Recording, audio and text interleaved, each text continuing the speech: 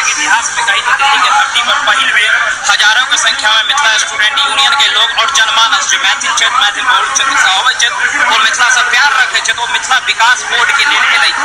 आई धरती पर में इतना मंडी हाउस में हम सब नेपाल एम्बेसी के पास में इकट्ठा भेल हुए और इतना से हमारे सबके मार्च है और सांसद मार्च तक हमारे सबके मार्च है संसद मार्च में संबोधन है मिथिला विकास बोर्ड के लिए और सिर्फ 2 डेलीगेट हमारे सबके उत्तर से निकल 1 डेलीगेट पीएम ऑफिस में जाकर जो हमारे सबके ज्ञापन है मिथिला विकास बोर्ड के वो ज्ञापन देते हैं और दूसर जो हमारे सबके डेलीगेट है जो नीति आयोग में जाकर अमिताभ कांत जी जो सीईओ उनका पास में जाकर जो हमारे सबके ज्ञापन है वो ज्ञापन देते मिथिला विकास बोर्ड में की मांग है मतलब सब अहाँ सब बुझे थे तो एक चीज हम आगे बता दै छी उत्तर बिहार जरा हम सब कहै छी जे मिथिला क्षेत्र छै 20टा जिला के संपूर्ण विकास के कल्पना कयल गेल छै चाहे वो शिक्षा के बात हो रोजगार के बात हो या फिर स्वास्थ्य के बात हो हर चीज के मिथिला विकास बैंक में समाहित कयल गेल छै खास कर के जोग्राफिकल फंड छै लाखों रुपया के जोग्राफिकल फंड करोड़ों रुपया के जोग्राफिकल फंड मिथिला क्षेत्र में आबाक चाहिए वो दक्षिणी बिहार में यूज भ रहा है लेकिन मिथिला क्षेत्र उत्तरी बिहार में बिल्कुल इस्तेमाल नहीं भ रहा है सब आदमी के पता है कि हमारे सबके पास में 14टा चीनी मिल बन रही 3टा चीनी मिल 300 करोड़ रुपए में 1टा चीनी मिल चालू हो सके 14 को चीनी मिल चालू करे के मात्र 4200 करोड़ रुपए के खर्चा है ये बिहार के बजट के सिर्फ 2.5% हो लेकिन बिहार के बजट के 2.5% खर्चा सिर्फ उत्तर बिहार में नहीं किया जा रहा है मिथिला क्षेत्र में नहीं किया जा रहा है द्वारा मिथिला विकास बोर्ड चाहिए शिक्षा के स्थिति में बात करी तो आबादी की संख्या में 67 मिलियन आदमी हम सब छी यानी 6 करोड़ 70 लाख आदमी लेकिन यूनिवर्सिटी के नाम पर में 7 गो यूनिवर्सिटी हमारे पास में वो यूनिवर्सिटी की स्थिति यहाँ सब आदमी के पता है अखिल ललित नारायण मिथिला यूनिवर्सिटी में हम सब मेहनत कर 15 नवंबर के जो आंदोलन कर रहा हूँ के कारण 2 साल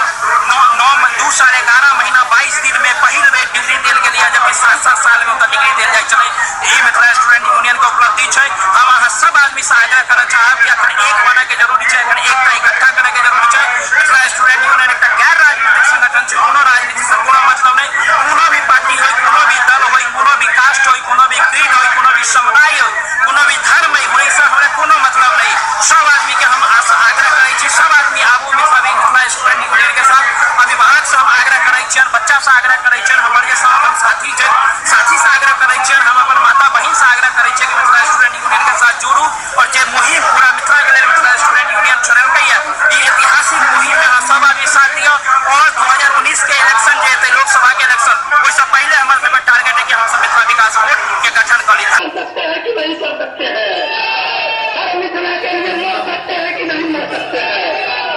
अरे हम जब तक जिंदा हैं तब तक मिथिलावाद जिंदा है और मिथिलावाद जिंदाबाद और मिथिलावाद जिंदाबाद मिथिला विकास बोर्ड आए मिथिला की स्थिति जैसे मधुबनी से शुरू करियो नया इंडस्ट्री लगबे के बात तो दूर के बात है जतेक पुरान इंडस्ट्री रहे कटिहार से लेकर सीतामढ़ी तक कटिहार के चाहे चक्कल मिल हो चाहे